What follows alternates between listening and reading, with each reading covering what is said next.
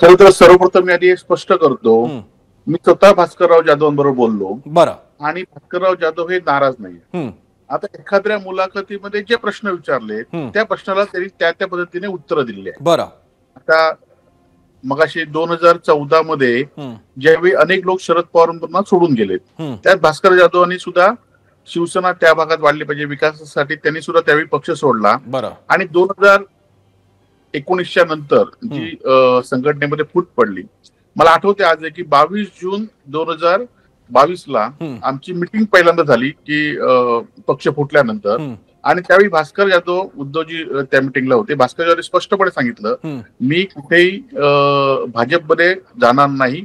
आपण पुन्हा एकदा एकत्र येऊया आणि पुन्हा आपण लढूया, बरं. असं भास्कर जाधव सांगणारे पहिले आमदार त्यावेळी होते. हं, आणि आपण बघितलं असाल की 2019 पासून ज्या पद्धतीने भास्करराव एक हाती किल्ला विधानसभेमध्ये लढवत आहेत आणि त्यांनी हं, स्पष्टपणे आपली भूमिका मांडली आहे.